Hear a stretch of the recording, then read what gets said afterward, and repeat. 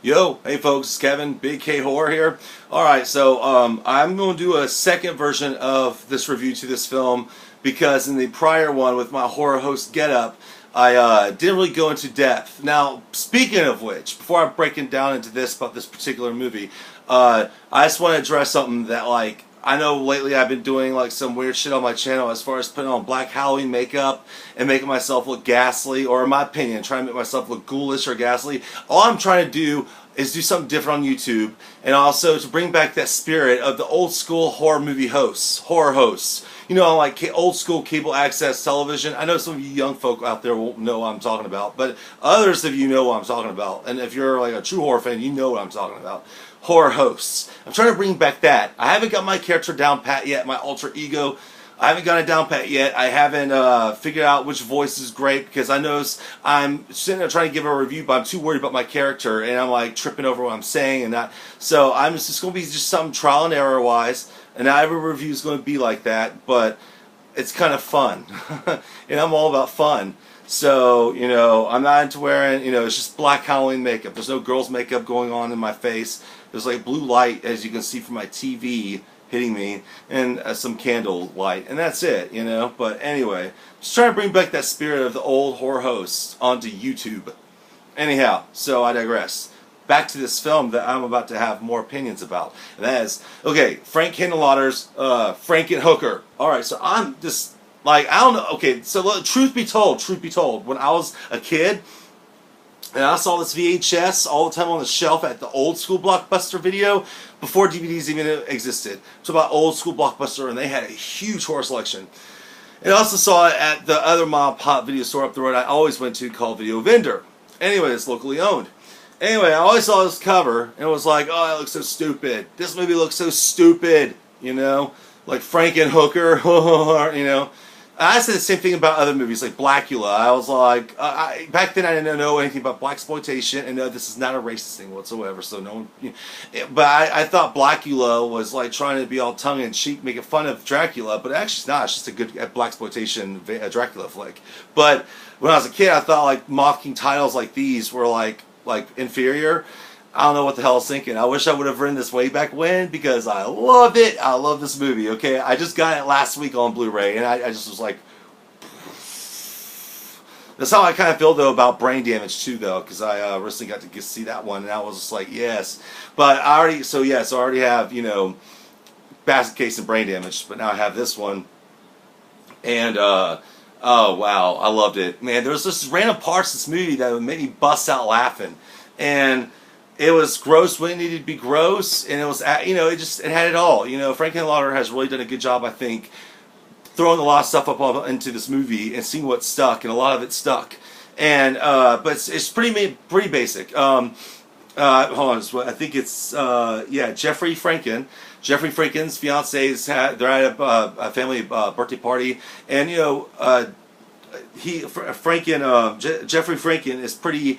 Like, he can build things, and he's like real scientific like, you know, whatever. Anyway, but he builds this like surprise lawnmower, and it when his soon-to-be wife is, you know, showing the present off, she gets ran over by it and cut to pieces, so she's dead. So anyway, jump to a while later. Frank, you know, he's taking on about learning anatomy and stuff, and so he wants to build his wife back up. But he realizes, well, what parts am I going to use? So he gets a great idea of going to the 42nd Street area of New York City and picking up some prostitutes and just trying to find out by measurements who would fit the role. So upon doing that, he decides, oh, well, a lot of these women are into crack and cocaine and all that. So he develops this thing called super crack. Okay, so then he has this appointment with all the prostitutes under this one pimp's ring. And the pimp in it is the same guy, Muscle Dude, in the shower scene of Brain Damage. And that weird scene where he's trying to feed, you know, Elmer in the showers. Anyway, that guy plays the pimp in this one. And so he leases them out all at once to him because he has all this money, and he lets them get a hotel room up the way.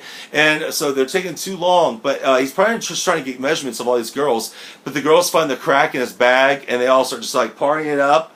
And basically, they all begin to explode because he made it to kill, like to be able to kill one of his whoever he chose, to use the body parts for, he was going to use that to kill her without being like really painful or having to do it himself. But they got into it and they all just explode like mannequin parts everywhere with flames, and it's so fucking hilarious because one of the heads, like when the pimp does bash in the door when he hears all what's going on to kind of see what's going on with all his girls.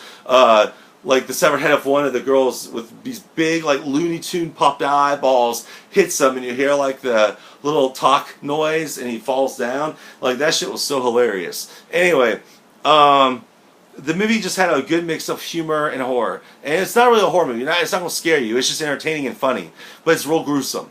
So anyway, he finally has all his body parts, and he stores them in his house and builds back his ex-wife or ex-fiance, and too bad that her brain is all mushed together with all the other prostitutes, because now she's spitting out every line that you've heard throughout the whole movie before when this all happened, which is not, it's part of the comic relief in this movie.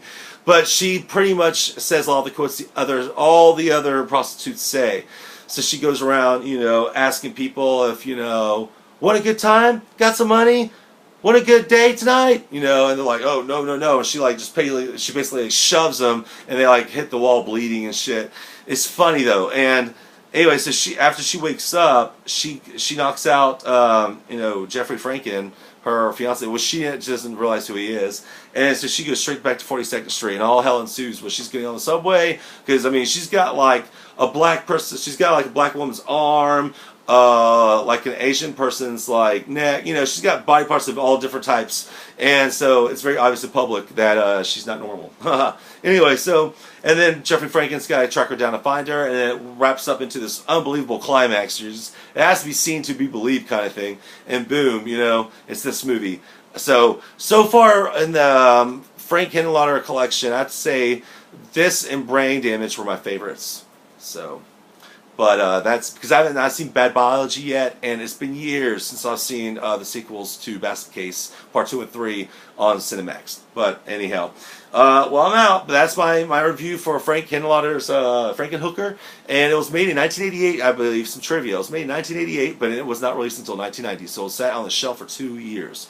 But if you're into hokey but fun, it's so intelligent that it's hokey kind of thing. If you're into that like that and like some good fun time, check this out. When she's turns into actual Frankenhooker, the actress who plays her reminds me of Anna Faris, from all the scary movie franchise and Waiting, and just all these films. A goofy actress. Well, she reminds me of her when she's finally wakes up as Frankenhooker. But anyway, that's just a side note. Anyhow, so that's my opinion. Check out Frankenhooker if you're into some good 80s sleaze, good gore film. All right, peace out.